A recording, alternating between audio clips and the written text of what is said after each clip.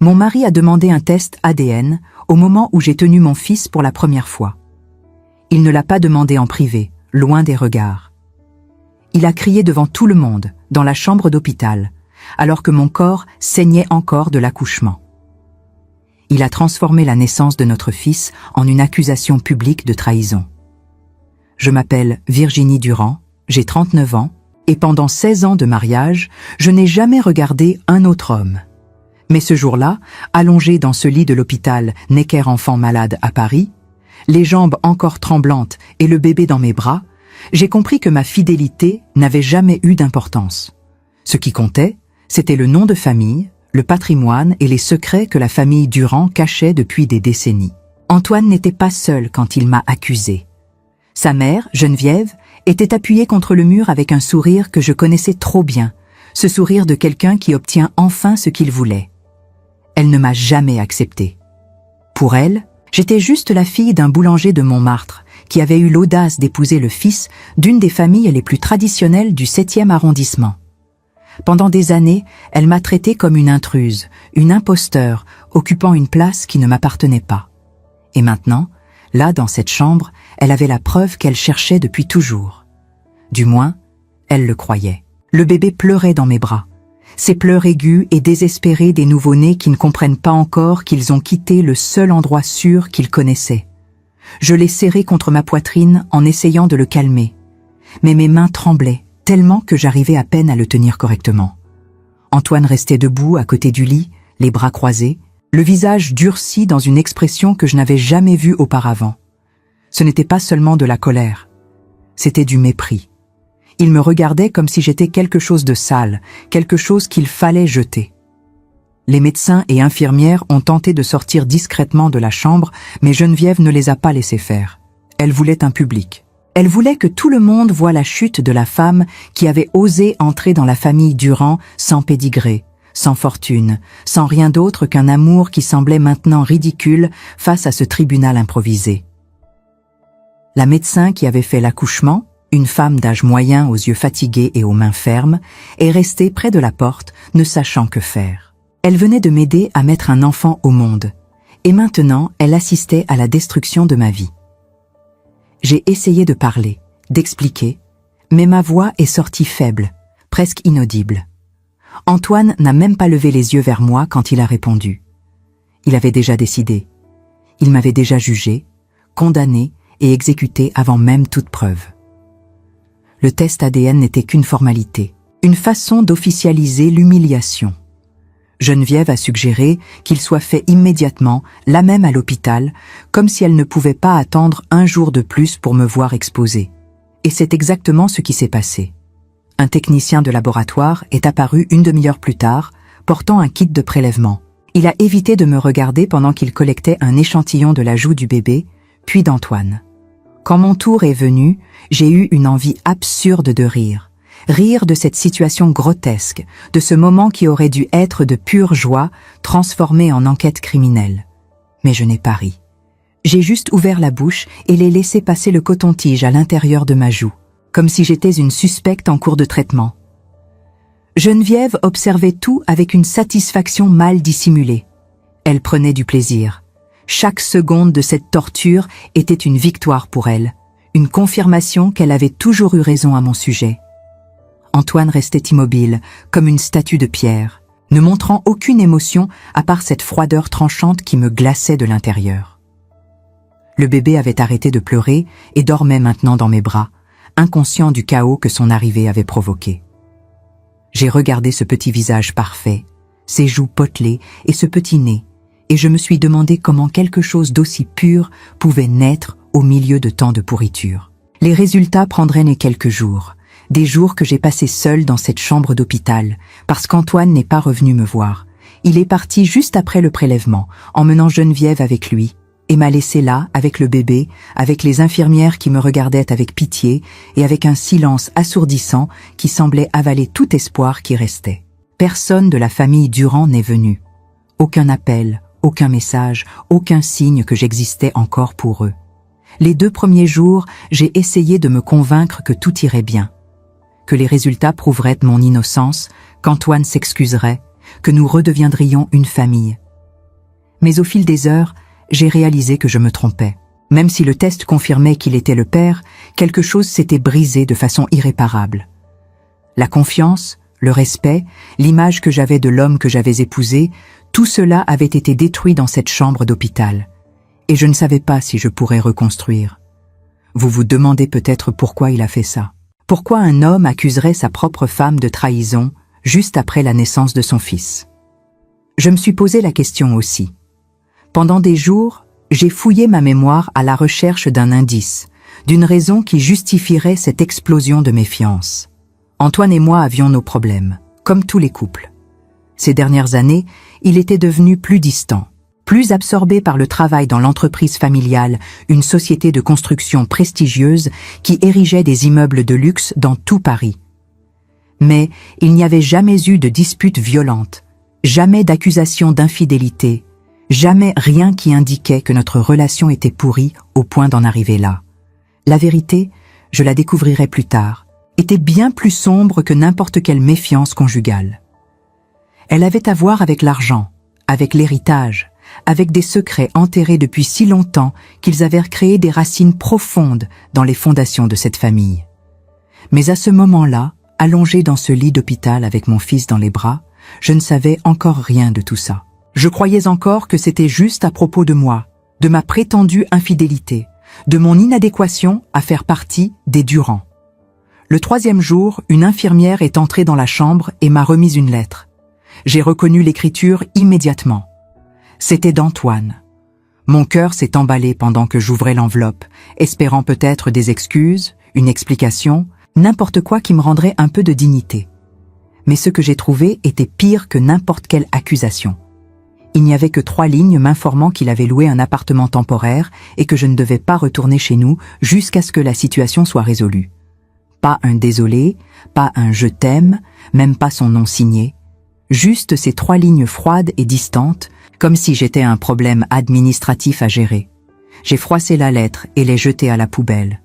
Puis j'ai pris mon fils, qui avait recommencé à pleurer, et je l'ai bercé en regardant par la fenêtre de la chambre. Dehors, Paris continuait sa routine.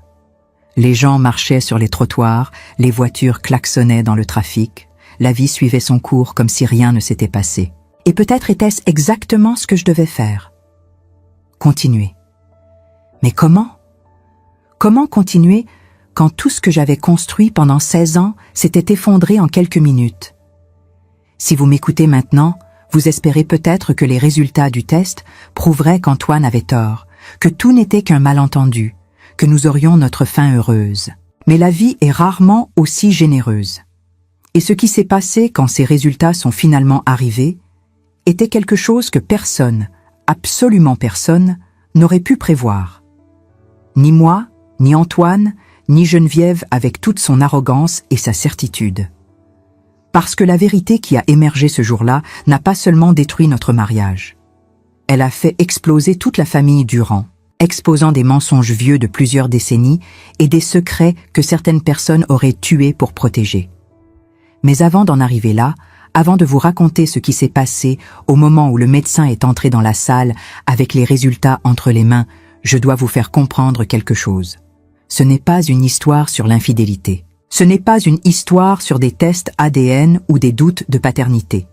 C'est une histoire sur le contrôle, sur la façon dont les familles puissantes manipulent la vérité pour protéger leurs intérêts, sur la façon dont les femmes sont transformées en pièces jetables dans un jeu qu'elles n'ont jamais eu la chance de gagner. Et c'est l'histoire de ce qui arrive quand l'une de ces femmes décide qu'elle n'acceptera plus le rôle de victime. Le 5e jour après l'accouchement, j'ai reçu l'autorisation de quitter l'hôpital. L'infirmière qui m'a aidé à rassembler mes affaires évitait mon regard, comme si ma situation était contagieuse. Elle savait ce qui s'était passé. Tout le personnel de l'étage savait. Dans un hôpital parisien, les ragots circulent plus vite que les médicaments, et mon histoire était probablement devenue la pause café préférée de toute l'équipe soignante. Je pouvais sentir leur regard compatissant, leur chuchotement dans les couloirs, cette pitié déguisée en professionnalisme qui me donnait envie de hurler. J'ai habillé mon fils avec des vêtements que j'avais apportés dans ma valise des semaines auparavant, quand je croyais encore que son arrivée serait célébrée avec champagne et sourire. Un petit ensemble bleu ciel que ma mère avait tricoté pendant des mois, avec des chaussons assortis et un bonnet délicat orné de petits motifs de nuages. Mes mains tremblaient en boutonnant le body et j'ai dû m'y reprendre à 3 fois avant de réussir. Le bébé me regardait avec ses grands yeux sombres, encore flous et incapable de vraiment me voir. Mais j'avais l'impression qu'il comprenait tout, qu'il sentait le chaos qui l'entourait. Ses petits doigts s'accrochaient à mon index avec une force surprenante pour un nouveau-né, comme s'il savait déjà qu'il devait se tenir à moi. Antoine n'était pas venu me chercher. Évidemment. Cette absence était une déclaration en soi, un message clair que notre vie commune était suspendue, peut-être définitivement. J'ai appelé un taxi et suis sortie de l'hôpital avec mon fils dans les bras et une valise que je traînais difficilement derrière moi. Mes jambes étaient encore faibles du travail de l'accouchement, et chaque pas me rappelait la violence physique que mon corps avait subie. Le chauffeur, un homme d'une 50aine d'années avec une barbe grisonnante et des lunettes épaisses, a jeté un coup d'œil dans son rétroviseur et m'a demandé si tout allait bien. Sa voix était douce, presque paternelle, et cette gentillesse inattendue a failli me faire craquer. J'ai menti. J'ai dit que oui, que mon mari m'attendait à la maison, que nous étions une famille heureuse, célébrant l'arrivée de notre premier enfant. Les mots sortirent de ma bouche avec une facilité qui m'a surprise, comme si mon corps avait déjà appris à porter le masque du mensonge social. Il a hoché la tête sans insister, probablement habitué au drame silencieux de ses passagers, et nous avons roulé en silence à travers les rues de Paris jusqu'à l'appartement que je partageais avec Antoine dans le 16e arrondissement. La ville défilait par la fenêtre, indifférente à ma douleur. Les cafés étaient remplis de gens qui riaient, les boutiques affichaient leurs vitrines colorées, les enfants couraient dans les parcs. La vie continuait, implacable et joyeuse, pendant que la mienne s'effondrait. J'ai serré mon fils plus fort contre moi, respirant son odeur de nouveau-né, ce mélange unique de lait et d'innocence qui était la seule chose pure dans ce cauchemar. Quand je suis arrivée devant l'immeuble haussmannien où nous vivions, avec sa façade en pierre de taille et ses balcons en fer forgé, j'ai réalisé que je n'avais pas les clés. Antoine les avait prises. Toutes. Même celles du digicode, même celles de la boîte aux lettres. C'était un acte délibéré, calculé, une manière de me dire que je n'étais plus chez moi, que mon accès à notre vie commune était révocable. J'ai dû appeler le gardien, Monsieur Beaumont, un homme discret d'une 60aine d'années qui travaillait dans l'immeuble depuis 20 ans et qui m'avait toujours traité avec gentillesse. Quand il a ouvert la porte et m'a vu là, avec le bébé emmitouflé dans mes bras et la valise à mes pieds, son visage s'est décomposé. Il savait déjà. Antoine lui avait parlé, probablement lui avait dit de ne pas me laisser entrer, de me considérer comme une intruse dans ce qui avait été mon propre foyer. Mais Monsieur Beaumont n'était pas le genre d'homme à laisser une femme qui vient d'accoucher dehors avec un nouveau-né. Ses propres principes l'emportaient sur les ordres d'Antoine, et j'ai vu dans ses yeux une désapprobation silencieuse pour ce que mon mari était devenu. Il m'a ouvert la porte de l'appartement sans dire un mot, juste un hochement de tête compatissant qui m'a fait monter les larmes aux yeux. Sa main a tremblé légèrement en tournant la clé. Et j'ai compris qu'il était mal à l'aise, pris entre sa loyauté envers les résidents de l'immeuble et son sens de la décence humaine. L'intérieur était exactement comme je l'avais laissé avant de partir pour l'hôpital 5 jours auparavant, mais tout semblait différent, comme si quelqu'un avait subtilement déplacé chaque objet de quelques centimètres, créant un décalage imperceptible mais profondément dérangeant. Chaque meuble, chaque photo encadrée sur les murs, chaque objet qui racontait notre histoire commune, me paraissait maintenant appartenir à une autre vie, à une autre femme qui croyait encore en son mariage. Le canapé où nous nous blottissions pour regarder des films le dimanche soir. La bibliothèque que nous avions construite ensemble, remplie de livres que nous avions partagés, la table de la salle à manger où nous avions célébré tant d'anniversaires et de promotions. Tout était devenu étranger, chargé d'une nostalgie toxique qui me serrait la gorge. J'ai installé le bébé dans le berceau que nous avions préparé ensemble dans la chambre d'amis, celle qui devait devenir sa nursery. Antoine avait peint les murs en jaune pâle 3 mois auparavant, un samedi après-midi ensoleillé où nous avions ri en nous éclaboussant mutuellement de peinture. Je me souvenais encore de la sensation de ses mains sur ma taille, de son rire dans mon oreille, de la promesse implicite que nous construisions quelque chose de beau ensemble. Ce souvenir me frappait maintenant comme un coup de poing dans l'estomac. Comment pouvait-il être le même homme qui m'avait regardé avec tant d'amour ce jour-là et celui qui m'avait humilié à l'hôpital? Le berceau en bois blanc que nous avions choisi ensemble chez un antiquaire de Saint-Germain-des-Prés me semblait maintenant être un monument à l'échec, un symbole de tout ce que nous ne serions jamais. J'ai déposé mon fils délicatement, en ajustant la petite couverture tricotée par ma mère. Il a bâillé, ses petits poings se refermant dans le vide, et s'est endormi instantanément avec cette capacité miraculeuse qu'ont les nouveau-nés de trouver le sommeil même dans le chaos. Les jours suivants se sont fondus dans un brouillard d'épuisement et d'anxiété. Le bébé pleurait constamment, réclamant à manger toutes les 2 heures, et je me sentais complètement dépassée par cette responsabilité soudaine et écrasante. Personne ne m'avait préparé à l'isolement total de la maternité, à cette sensation d'être seule au monde avec un être qui dépendait entièrement de moi. Mes seins étaient douloureux, mon corps était meurtri et mon esprit tournait en boucle sur les mêmes questions sans réponse. Ma mère est venue me rendre visite le 2e jour, apportant avec elle de la soupe aux légumes encore chaude dans un grand Tupperware et du pain frais de la boulangerie de mon père. L'odeur du pain m'a transporté instantanément dans mon enfance, dans la sécurité de la petite cuisine au-dessus de la boulangerie où j'avais grandi. Quand elle m'a vue, les cheveux en bataille, le visage défait par le manque de sommeil et les larmes, elle a fondu en larmes et m'a serré dans ses bras avec une force qui m'a surprise. Elle était une femme petite et menue, mais son étreinte avait la solidité d'une forteresse. Elle voulait que je quitte Antoine, que je prenne le bébé et que je rentre à Montmartre avec elle, loin des Durand et de leur mépris glacial. Elle m'a parlé pendant plus d'1 heure, assise à la table de la cuisine, tenant mes mains dans les siennes et me suppliant de voir la réalité en face. Mon père, elle me l'a dit, était prêt à nous accueillir, à transformer la chambre d'amis en nursery, à être le grand-père que mon fils méritait.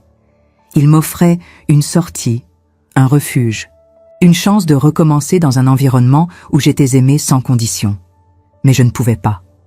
Pas encore. Pas avant de savoir la vérité.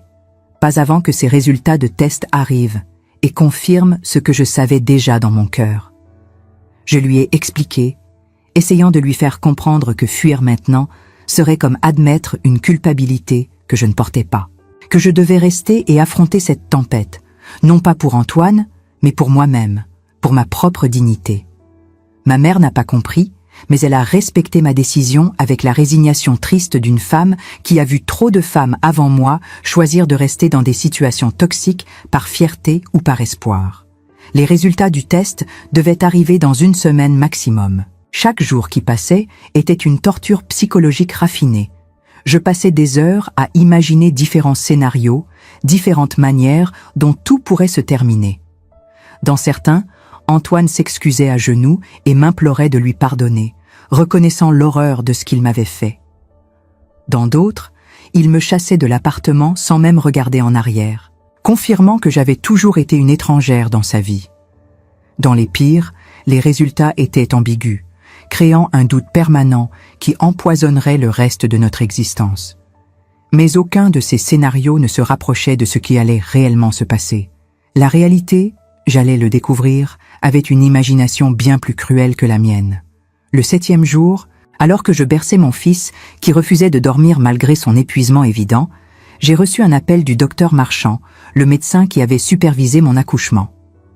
Sa voix était étrange au téléphone, tendue d'une manière que je n'arrivais pas à déchiffrer. Il y avait quelque chose de forcé dans son ton professionnel, comme s'il lisait un script préparé plutôt que de parler naturellement. Il m'a demandé de venir à l'hôpital le lendemain matin pour discuter des résultats. Pas de détails, pas d'explications, juste cette demande formelle qui m'a glacé le sang jusqu'aux os.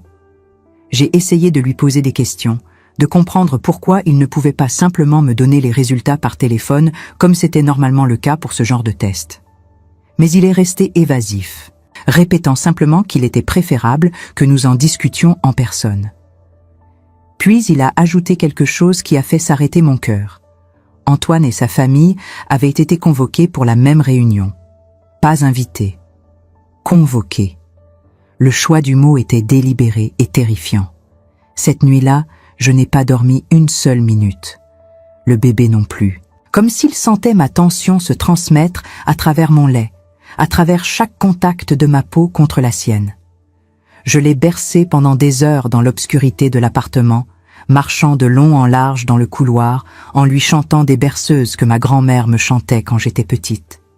Des chansons douces sur des jardins fleuris et des étoiles bienveillantes. Des mensonges magnifiques sur un monde qui n'existait pas, un monde où l'amour suffisait et où la famille protégeait au lieu de détruire.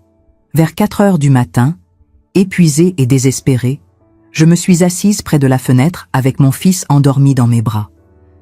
Paris s'éveillait lentement, les premières lueurs de l'aube colorant le ciel d'un rose pâle. J'ai regardé les rues vides en dessous, les boulangeries qui commençaient à allumer leurs fours, les premiers coureurs matinaux dans le parc voisin. La ville était belle, indifférente, éternelle. Elle continuerait d'exister longtemps après que mon drame personnel soit oublié. Le lendemain matin, j'ai habillé le bébé avec soin, comme si l'apparence pouvait changer quoi que ce soit à ce qui allait se passer. J'ai choisi une petite tenue blanche, symbole d'innocence dans un monde qui semblait en manquer cruellement. J'ai mis une robe simple mais élégante, un fourreau bleu marine qui me donnait une allure professionnelle, presque froide. Je me suis maquillée légèrement pour cacher les cernes violettes qui creusaient mes yeux, appliquant du correcteur avec des gestes mécaniques que j'avais répétés des milliers de fois dans ma vie d'avant. J'ai attaché mes cheveux en un chignon strict, créant une armure de respectabilité autour de mon corps fragile. J'ai pris un taxi jusqu'à l'hôpital, incapable de supporter l'idée du métro bondé avec un nouveau-né. Mon cœur battait si fort que j'avais peur qu'il explose dans ma poitrine, que tout ce sang accumulé de tension et d'anxiété jaillisse et me tue sur place. Ce qui aurait peut-être été plus facile que d'affronter ce qui m'attendait. La salle de réunion, où nous devions nous retrouver, se trouvait au 3e étage, dans une aile administrative que je n'avais jamais visitée. Les couloirs étaient différents de ceux du service de maternité, plus froids, plus institutionnels, avec des murs peints en beige terne et des néons qui bourdonnaient désagréablement. Quand je suis arrivé devant la porte marquée « Salle de conférence B », j'ai pris une profonde inspiration, serré mon fils contre moi comme un talisman et je suis entré. Antoine était déjà là, assis à une grande table en bois avec Geneviève à sa droite. Il formait un tableau parfait de la bourgeoisie parisienne.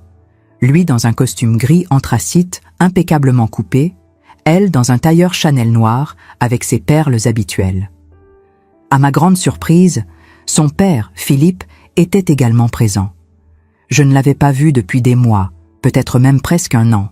Il évitait toujours les réunions familiales, préférant passer son temps dans leur maison de campagne en Normandie, loin de Paris et de sa femme acariâtre. Philippe Durand était un homme imposant malgré ses 68 ans. Grand, les épaules encore larges malgré l'âge, les cheveux complètement blancs mais épais et bien coiffés, il avait ce genre de présence qui commandait l'attention sans effort. Dans les rares occasions où je l'avais vu, il m'avait toujours traité avec une courtoisie distante mais sincère, contrairement à Geneviève qui ne cachait même pas son dédain. Mais ce matin-là, il avait l'air complètement différent. Son teint était pâle, presque gris, comme celui d'un homme malade, et ses mains tremblaient légèrement sur la table.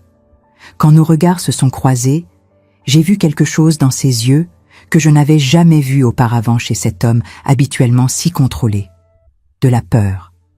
Une peur profonde et viscérale qui contrastait violemment avec l'arrogance confiante de Geneviève assise à côté de lui. Le docteur Marchand est entré quelques minutes plus tard, accompagné d'une femme que je ne connaissais pas. Elle portait un tailleur strict et tenait une serviette en cuir qui semblait contenir des documents importants. Elle s'est présentée comme Madame Leroux, conseillère juridique de l'hôpital. Mon estomac s'est noué violemment. Pourquoi fallait-il une avocate pour un simple résultat de test de paternité? Qu'est-ce qui nécessitait une protection légale? Geneviève avait le même sourire satisfait qu'à l'hôpital lors de l'accouchement. Cette expression de triomphe anticipé qui me donnait envie de lui arracher les yeux. Elle était assise bien droite, les mains croisées délicatement sur la table, respirant la confiance de quelqu'un qui sait qu'elle va gagner. Antoine me regardait avec une froideur qui me transperçait, comme si j'étais une étrangère, une intruse dans sa vie, quelqu'un qu'il avait hâte de bannir définitivement. Le docteur Marchand s'est assis et a ouvert une chemise contenant plusieurs feuilles. Le silence dans la pièce était suffocant, lourd d'une tension qui semblait aspirer tout l'oxygène. J'entendais le tic-tac de l'horloge murale, chaque seconde marquée comme un coup de marteau. Le léger bourdonnement des néons au plafond créait une bande sonore anxiogène. Ma propre respiration erratique résonnait dans mes oreilles comme celle d'un animal traqué. Le bébé dormait dans son cosy à mes pieds, complètement inconscient du drame qui se jouait autour de lui. Et j'enviais cette innocence avec une intensité douloureuse. Le docteur Marchand a pris une profonde inspiration avant de continuer. Et dans ce bref silence qui a précédé ces mots, j'ai vu Philippe Durand s'enfoncer dans sa chaise comme s'il voulait disparaître, comme s'il cherchait à se fondre dans le bois du meuble pour échapper à ce qui allait suivre. Ses mains tremblaient maintenant visiblement, ses doigts agrippant le rebord de la table avec une force qui blanchissait ses jointures. Son regard était fixé sur la surface en bois, incapable de rencontrer celui de quiconque dans la pièce, et cette posture de défaite totale chez un homme habituellement si digne m'a glacé jusqu'aux os.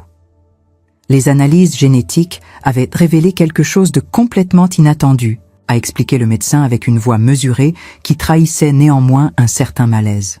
En comparant l'ADN du bébé avec celui d'Antoine, le laboratoire avait détecté des marqueurs qui suggéraient une anomalie dans l'arbre généalogique familial.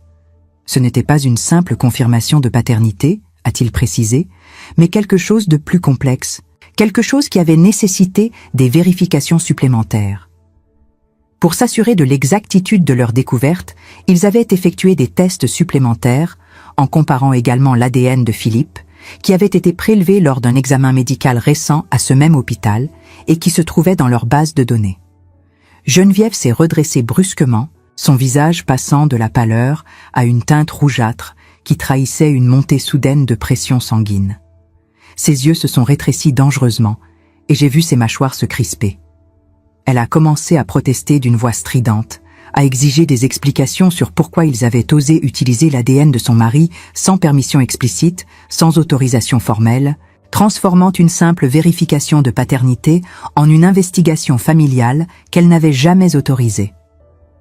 Sa voix montait progressivement, perdant le vernis de contrôle aristocratique qu'elle maintenait habituellement. Madame Leroux, l'avocate, l'a interrompue calmement, sa voix professionnelle tranchant à travers l'hystérie naissante de Geneviève. Dans le cadre d'une enquête de paternité, l'hôpital avait le droit légal d'utiliser des échantillons existants, si cela pouvait clarifier des questions médicales importantes, a-t-elle expliqué avec la patience d'une personne habituée à traiter avec des familles en crise. Et dans ce cas précis, compte tenu des anomalies détectées, c'était absolument nécessaire pour garantir l'exactitude des résultats et la santé du nouveau-né. La loi française protégeait ce type d'investigation dans l'intérêt supérieur de l'enfant. Le docteur Marchand a continué, sa voix devenant plus grave, presque compassionnelle, comme s'il s'apprêtait à annoncer un décès. Il a pris un moment pour choisir ses mots, conscient du poids de ce qu'il s'apprêtait à révéler. Les résultats montraient que Philippe Durand n'était pas le père biologique d'Antoine. La probabilité était de 99,9%. Il n'y avait aucune marge d'erreur, aucune ambiguïté scientifique. C'était un fait absolu, irréfutable, qui venait de détruire 40 années de mensonges. Cette révélation est tombée dans la pièce comme une bombe nucléaire. Pendant un moment qui a semblé s'étirer à l'infini, personne n'a bougé, personne n'a respiré, personne n'a même cligné des yeux. C'était comme si le temps s'était figé, comme si la réalité elle-même avait besoin d'une pause pour absorber l'énormité de ce qui venait d'être dit. Le silence était si total que j'entendais le sang battre dans mes propres oreilles, un rythme sourd et insistant qui semblait venir de très loin. Geneviève s'est levée d'un bond, renversant presque sa chaise dans son mouvement brusque. Le meuble a vacillé dangereusement avant de se stabiliser. Elle a crié que c'était impossible, que c'était une erreur monumentale, que le laboratoire s'était trompé, qu'ils avaient mélangé les échantillons, que c'était une conspiration pour détruire sa famille. Ces mots sortaient dans un flot désordonné, perdant toute cohérence, révélant la panique qui bouillonnait sous sa façade aristocratique, habituellement si contrôlée. Mais sa voix manquait de conviction réelle. Il y avait quelque chose dans ses yeux, une panique qui trahissait une vérité qu'elle ne voulait pas affronter, une connaissance ancienne qu'elle avait enterrée si profondément qu'elle avait presque réussi à se convaincre elle-même qu'elle n'existait pas. Ses mains agrippaient le dossier de sa chaise, ses articulations blanches de tension, et j'ai réalisé avec un choc que ce n'était pas de la surprise que je voyais sur son visage. C'était de la terreur d'être enfin exposé. Antoine, lui, était devenu blanc comme un linge, toute couleur drainée de son visage, comme si quelqu'un avait ouvert une valve et laissé sa vie s'écouler. Il regardait alternativement le médecin, sa mère et l'homme qu'il avait toujours appelé papa, sans pouvoir articuler un seul mot. Sa bouche s'ouvrait et se refermait comme celle d'un poisson hors de l'eau, cherchant désespérément de l'air, cherchant des mots qui ne venaient pas. Ses yeux étaient remplis d'une confusion si profonde qu'elle faisait mal à regarder. Philippe s'est levé lentement, avec des mouvements précautionneux d'un homme beaucoup plus vieux que ses 68 ans. Il appuyait ses mains sur la table pour se stabiliser, ses bras tremblants sous son propre poids. Son visage était celui d'un homme qui vient de perdre tout ce qui comptait pour lui, qui vient de voir son monde entier s'effondrer en quelques secondes. Il a regardé Geneviève avec une expression que je n'oublierai jamais, un mélange de douleur profonde, de trahison viscérale et de résignation triste, l'expression de quelqu'un qui a porté un secret trop lourd pendant trop longtemps. Puis il a dit, d'une voix brisée qui était à peine plus qu'un murmure, qu'il savait. Il l'avait toujours su. Ces 4 mots ont résonné dans la pièce comme un glas. Le silence qui a suivi était assourdissant, chargé de 40 années de mensonges non dits. Geneviève s'est rassise lentement, comme si ses jambes ne pouvaient plus la supporter. Son arrogance habituelle s'était complètement évaporée, remplacée par quelque chose qui ressemblait presque à de la vulnérabilité, bien qu'elle se battait visiblement pour la masquer. Antoine avait les larmes aux yeux, de grosses larmes qui coulaient silencieusement sur ses joues, sans qu'il fasse le moindre effort pour les essuyer. Pour la première fois depuis l'hôpital, depuis cette accusation terrible qu'il m'avait lancée, il ne me regardait plus comme une ennemie. Il semblait perdu, complètement désorienté, comme un enfant qui vient de découvrir que tout ce qu'il croyait sur sa vie était un mensonge soigneusement orchestré. Philippe a commencé à parler, et son histoire a dévoilé des décennies de secrets soigneusement gardés, de compromis douloureux et de sacrifices silencieux. Sa voix était rauque d'émotion, mais déterminée, comme s'il avait attendu ce moment pendant des années, comme s'il était soulagé de pouvoir enfin dire la vérité.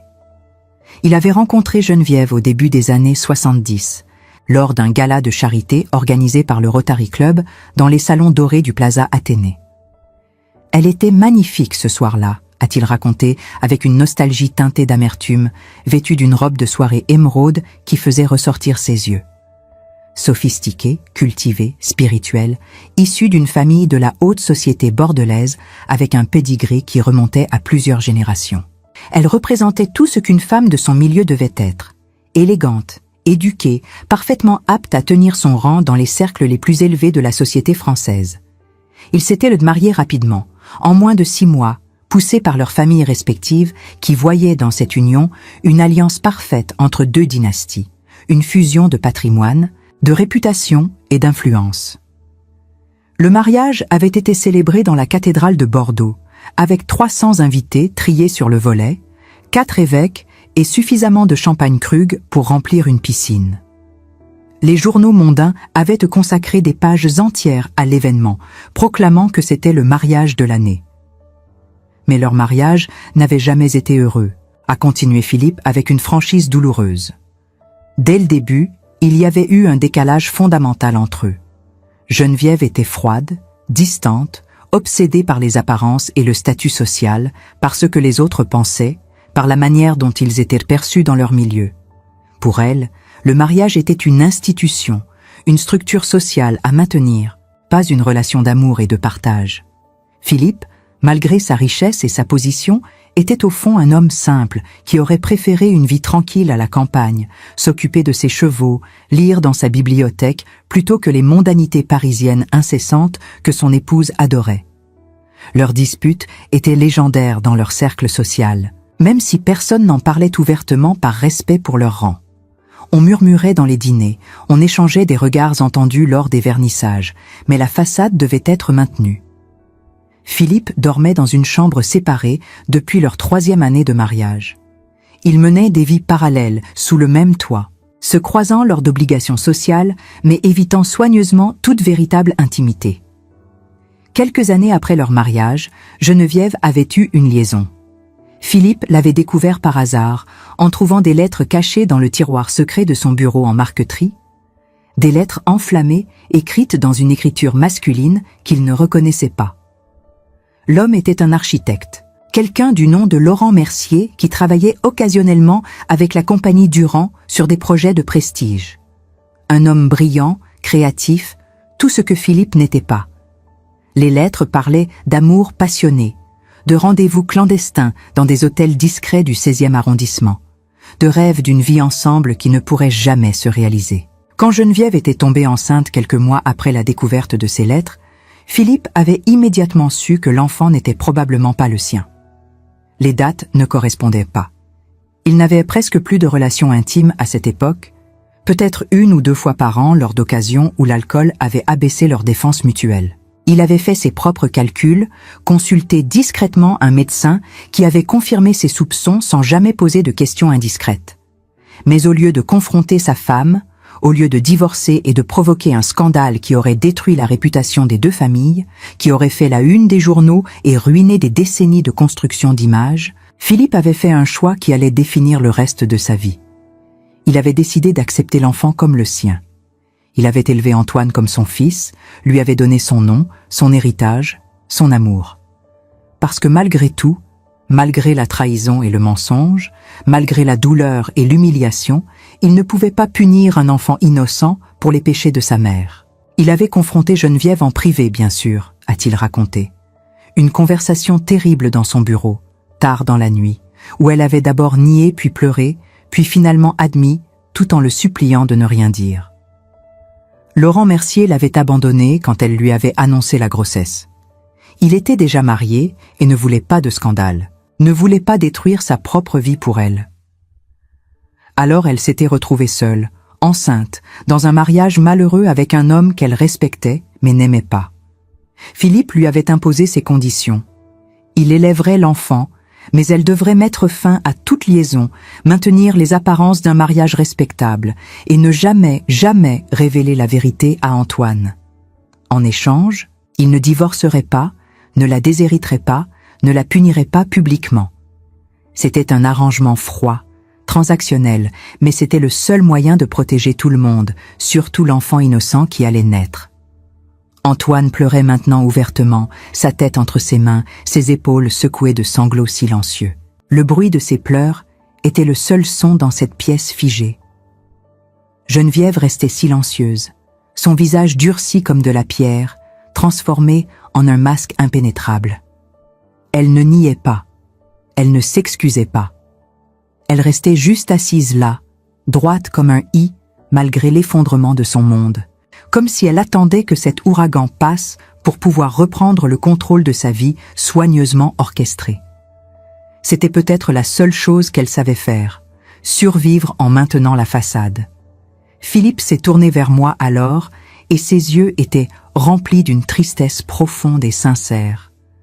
Il s'est excusé avec une humilité que je n'aurais jamais attendue d'un homme de son statut. Pour tout. Pour l'accusation à l'hôpital qui n'aurait jamais dû avoir lieu. Pour la cruauté de Geneviève qu'il n'avait jamais vraiment essayé de contenir, pour avoir élevé son fils dans une maison où l'amour était conditionnel et la vérité était une monnaie d'échange. Il m'a dit qu'il avait toujours apprécié ma simplicité, mon authenticité, la manière dont je ne jouais pas de jeux sociaux, et qu'il regrettait profondément de ne pas avoir eu le courage de défendre notre mariage contre sa femme quand il en avait eu l'occasion. Puis il s'est tourné vers Antoine, et lui a dit quelque chose qui a résonné dans toute la pièce avec la force d'une vérité absolue. Peu importe qui était son père biologique, peu importe le sang qui coulait dans ses veines, peu importe l'ADN et les marqueurs génétiques, Philippe l'avait aimé comme son propre fils pendant plus de 40 ans. Il l'avait bercé quand il était bébé, lui avait appris à faire du vélo dans le parc Monceau, l'avait consolé lors de ses premiers chagrins d'amour, l'avait guidé dans le monde des affaires. Et cet amour était plus réel, plus profond, plus significatif que n'importe quel test ADN ne pourrait jamais le mesurer. Mais Antoine ne pouvait pas l'entendre, pas à ce moment-là. Il était trop submergé par la révélation, trop blessé par le mensonge qui avait défini toute son existence, trop désorienté pour distinguer l'amour réel de la tromperie. Chaque certitude de sa vie venait de s'effondrer. Son identité, son héritage, sa compréhension de qui il était fondamentalement, tout cela avait été construit sur un mensonge.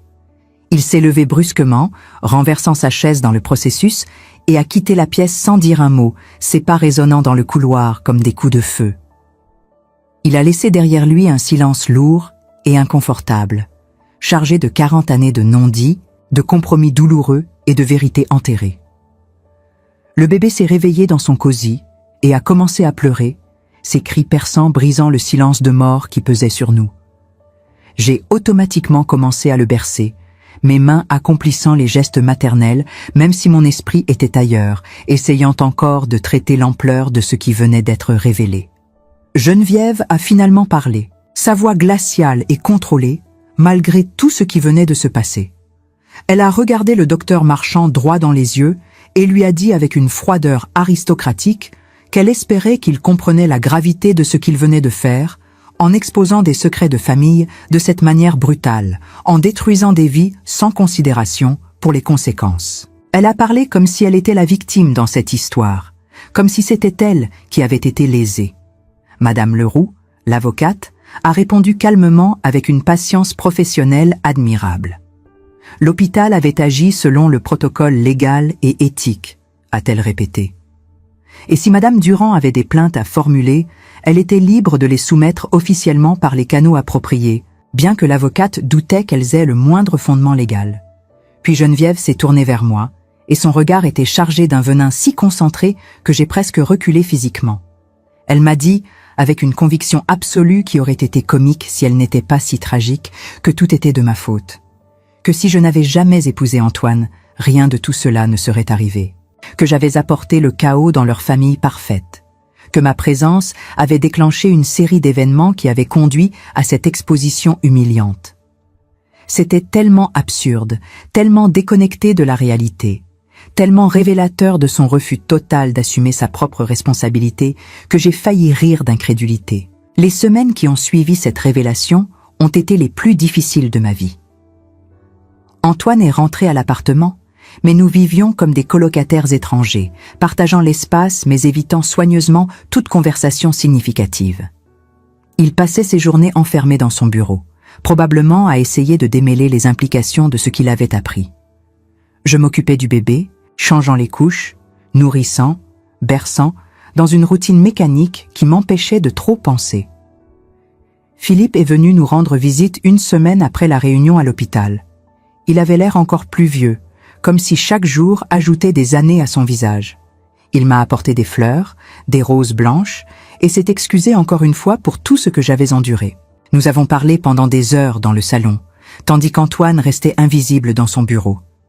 Philippe m'a raconté le reste de l'histoire, les détails qu'il n'avait pas pu partager dans cette salle de réunion froide. Il m'a parlé de toutes les fois où il avait voulu dire la vérité à Antoine, mais où Geneviève l'en avait empêché, menaçant de détruire la compagnie, la réputation familiale, tout ce qu'ils avaient construit.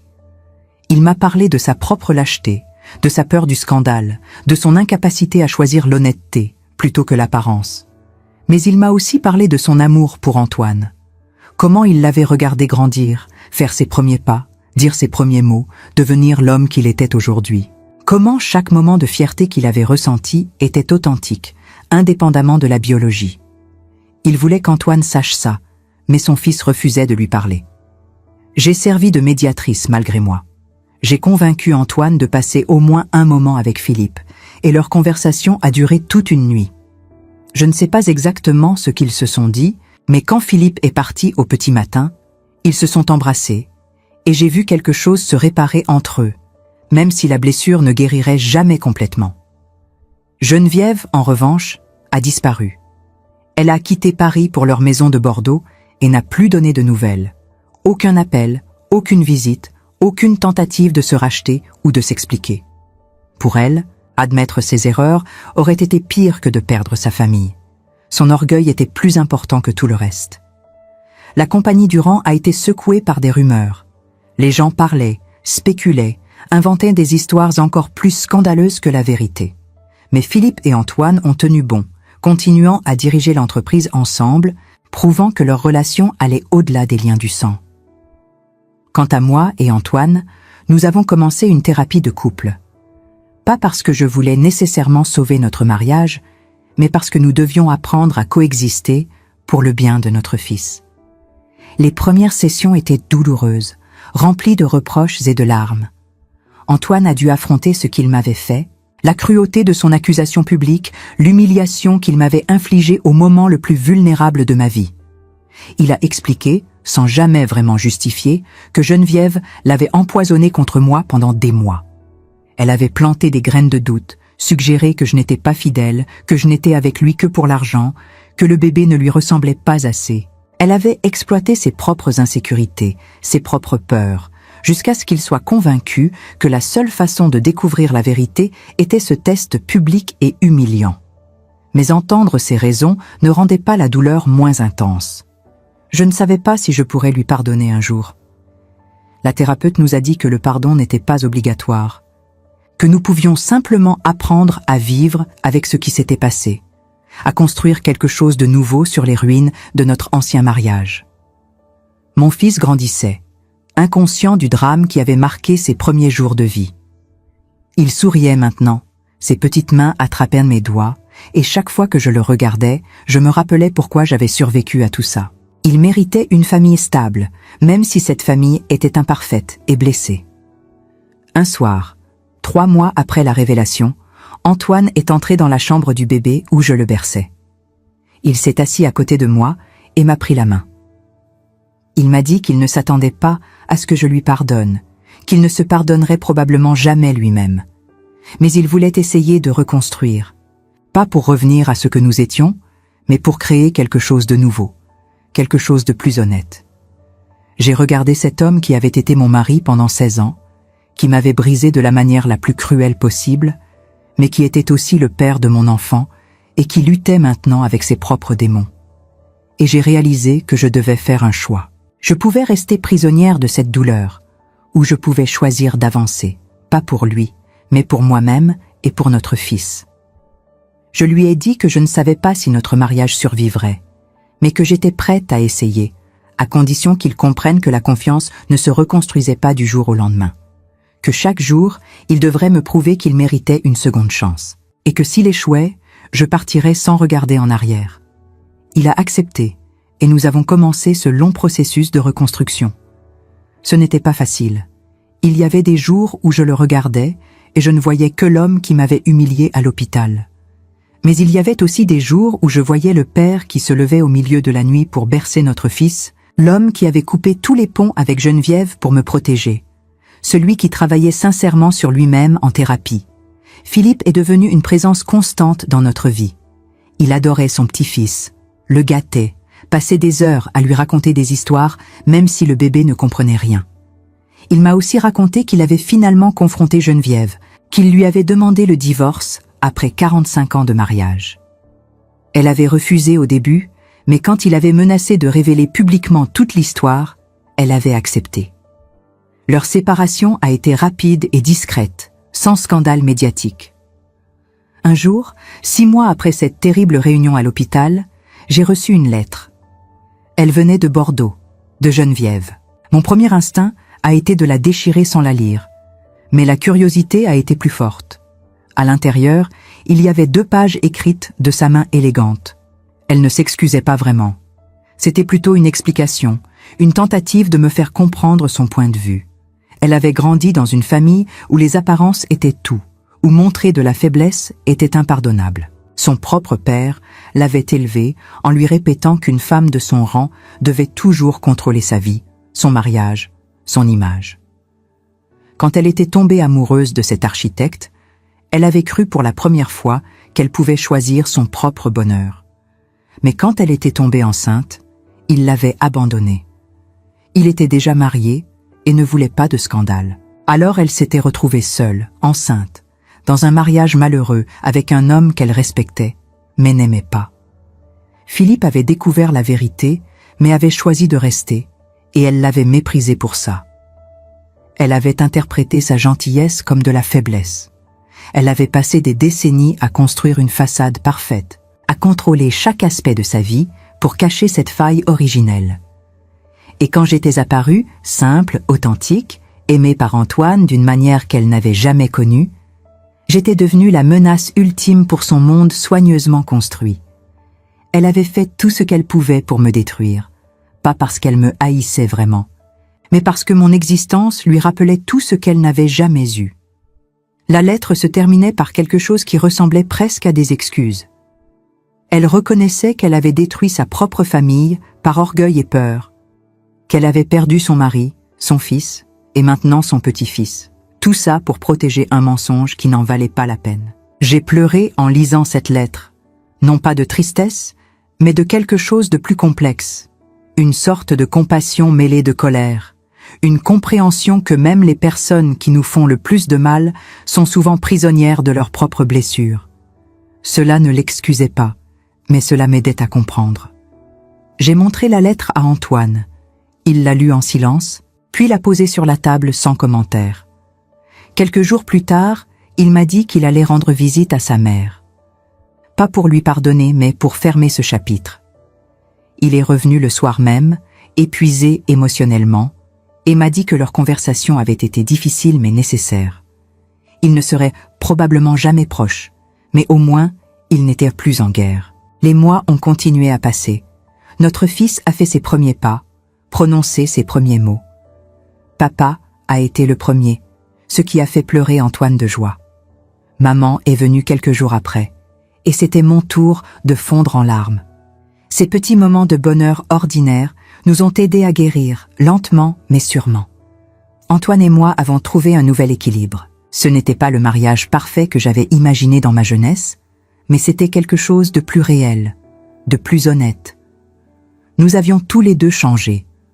Moi, j'étais devenue plus forte, moins encline à accepter le mépris ou l'injustice. Lui, il avait appris l'humilité, la vulnérabilité, l'importance de la vérité. Philippe a rencontré quelqu'un, une femme de son âge qui gérait une librairie en Normandie. Elle était douce, intelligente et complètement différente de Geneviève. Quand il nous l'a présentée, j'ai vu dans ses yeux quelque chose que je n'avais jamais vu auparavant, un vrai bonheur. Il méritait ça après toutes ces années de sacrifices silencieux. Aujourd'hui, quand je regarde en arrière sur cette journée terrible à l'hôpital, je la vois différemment. Oui, c'était le moment le plus humiliant de ma vie. Oui, cela m'a brisé d'une manière que je ne pensais pas possible. Mais c'était aussi le moment où tout le mensonge s'est effondré, où la vérité a finalement pu émerger. Sans cette accusation cruelle, sans ce test de DNA, les secrets de la famille Durand seraient restés enterrés. Philippe aurait continué à vivre dans un mariage toxique. Antoine aurait grandi sans jamais connaître la vérité sur ses origines. Et moi, j'aurais continué à être la belle-fille méprisée, essayant désespérément de gagner l'approbation de gens qui ne me respecteraient jamais. Cette épreuve m'a appris que parfois, les moments les plus sombres sont ceux qui apportent la lumière la plus nécessaire. Que la vérité, aussi douloureuse soit-elle, est toujours préférable au mensonge confortable. Et que la force ne vient pas du fait d'éviter la douleur, mais de la traverser et d'en sortir transformée. Mon fils ne saura jamais les circonstances exactes de sa naissance tant qu'il ne sera pas assez âgé pour comprendre. Mais quand ce jour viendra, je lui raconterai cette histoire. Je lui dirai que sa vie a commencé dans le chaos, mais qu'elle a apporté avec elle une vérité qui a libéré toute une famille. Je lui dirai que parfois, être accusé injustement peut révéler des injustices encore plus grandes. Et je lui apprendrai que le pardon est possible, même quand la blessure semble insurmontable. Parce que c'est ça, finalement, la leçon que j'ai apprise. La vie n'est pas faite de moments parfaits. Elle est faite de moments difficiles que nous transformons en croissance, de blessures que nous transformons en sagesse, et d'amour que nous choisissons de donner même quand tout nous pousse à fermer notre cœur. Ce test de DNA qui devait me détruire a finalement détruit le mensonge qui empoisonnait cette famille depuis des décennies. Il m'a forcé à découvrir une force que je ne savais pas avoir. Il a donné à Antoine la liberté de devenir son propre homme, libéré du poids des attentes et des secrets. Et il a permis à Philippe de finalement vivre selon ses propres termes. Aujourd'hui, quand je tiens mon fils dans mes bras et que je vois Antoine jouer avec lui, quand je partage un café avec Philippe et sa nouvelle compagne, quand je regarde les photos de notre petite famille imparfaite, mais honnête, je me sens reconnaissante. Pas pour la douleur, mais pour ce qu'elle a révélé. Parce que parfois, c'est seulement quand tout s'effondre que nous pouvons enfin construire quelque chose de solide. Et c'est seulement quand nous sommes forcés d'affronter la vérité que nous pouvons vraiment commencer à vivre. Avez-vous déjà été accusé de quelque chose que vous n'avez jamais fait, par la personne même qui devrait vous défendre? Ce que je viens de partager avec vous n'est pas qu'une simple histoire. C'est un morceau de ma vie, une blessure qui s'est transformée en force, une humiliation qui est devenue révélation. Et je sais, au plus profond de mon cœur, que beaucoup d'entre vous ont vécu quelque chose de semblable. Peut-être pas exactement la même situation, mais cette sensation d'être jugé injustement, cette douleur d'être trahi par ceux qui devraient vous aimer inconditionnellement. Pendant des années, j'ai cru que le silence était de la dignité, que supporter en silence était de la force. Mais j'ai appris quelque chose de fondamental à travers cette épreuve. Notre silence ne protège que ceux qui nous font du mal.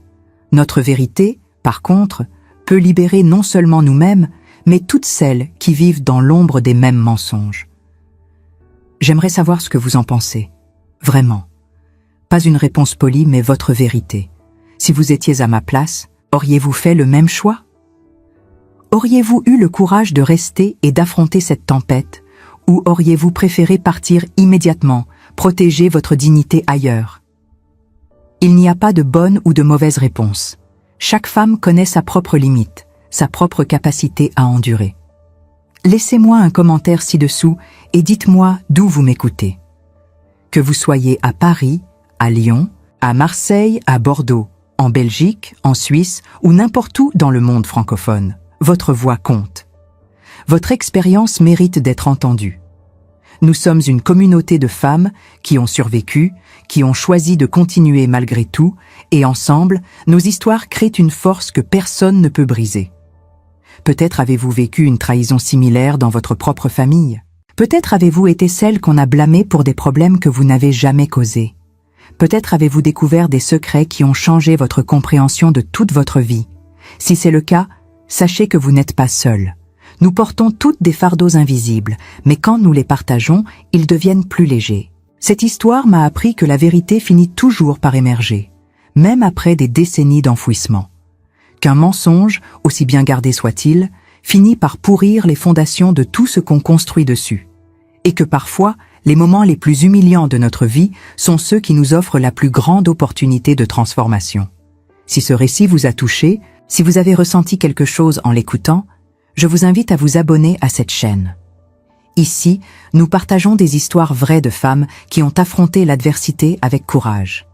Des femmes qui ont refusé d'être définies par ce qu'on leur a fait subir, mais qui se sont redéfinies par la manière dont elles ont choisi de répondre. Chaque abonnement me dit que je ne suis pas seule dans ce combat pour la vérité et la dignité. Que d'autres femmes comprennent cette lutte, cette douleur, mais aussi cette force incroyable que nous découvrons en nous quand nous sommes poussés à nos limites. Ensemble, nous créons un espace où nos voix ne peuvent pas être réduites au silence. Alors je vous le demande avec sincérité. Qu'auriez-vous fait à ma place? Auriez-vous pardonné? Auriez-vous reconstruit? Ou auriez-vous tourné la page définitivement? Commentez ci-dessous, partagez votre réflexion, votre propre histoire si vous le souhaitez. Chaque mot que vous écrivez peut résonner avec une autre femme qui en a besoin aujourd'hui. Nous sommes bien plus fortes que ce que le monde nous a fait croire. Et nos histoires, même les plus douloureuses, contiennent des leçons qui peuvent transformer des vies. Ne gardez pas le silence. Votre voix mérite d'être entendue. Votre expérience mérite d'être validée. Et votre courage mérite d'être célébré. Merci d'avoir écouté jusqu'au bout. Merci d'être là. Merci de faire partie de cette communauté de femmes extraordinaires qui refusent d'accepter l'injustice comme une fatalité. Abonnez-vous, commentez d'où vous m'écoutez et dites-moi ce que vous auriez fait. J'ai hâte de lire chacun de vos mots. Parce qu'au final, nous ne sommes pas définis par ce qui nous arrive, mais par la manière dont nous choisissons d'y répondre. Et ensemble, nous sommes invincibles.